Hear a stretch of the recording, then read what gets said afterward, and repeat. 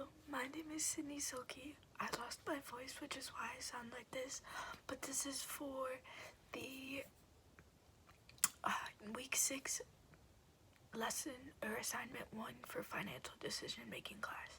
So it says, consider what you've learned about break-even analysis used for both products and services and explain the concepts of fixed and variable costs used in break-even analysis, including identifying which is an indirect cost and which is a direct. First, break-even analysis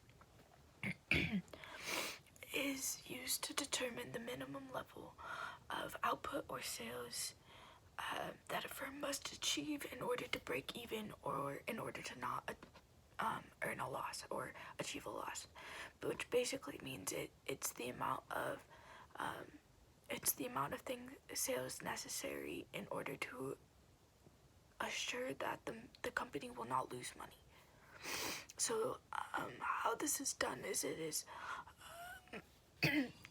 is done using fixed and variable costs. So fixed costs are costs that don't vary directly with sales revenues, but instead they remain constant despite any change in the business. So basically fixed costs are things that are going to stay the same. They're like rent or equipment. They all stay the same cost. It's a fixed cost. It's not going to change with how many sales. Variable costs are the costs that vary with sales. They directly associate with the sales. So variable costs are things like cups or coffee if you're running a cafe.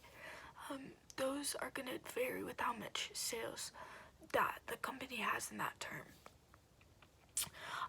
So with variable and fixed costs, we have direct or indirect costs. So fixed costs are going to be indirect costs because they don't directly coordinate or correlate with the sales.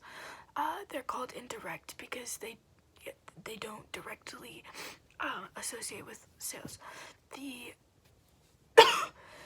The variable costs are called direct costs because they directly associate with the sales. So as sales increase, variable costs generally increase, or vice versa. So a real world example of this would be in a cafe. You'd use break-even analysis to determine how many cups you'd need to sell, or how much coffee you need to buy in order for you to not incur a loss in the next period. So this would look like using your fixed cost over the cost of like a cup of coffee minus how much costs it, like your variable cost, how much it costs to produce this cup of coffee. So once you find that number, it will tell you how many units you need to sell in order to break even in that period of time. So I've been using some notes to help me explain these concepts best, and I got a lot of that information from the textbook provided by the course, which is by Titeman, Cohen, and Martin, the Financial Management Principles and Applications, and then also from research done by the University of Louisiana at Lafayette. So those are the two sources I used for this week. Thank you so much.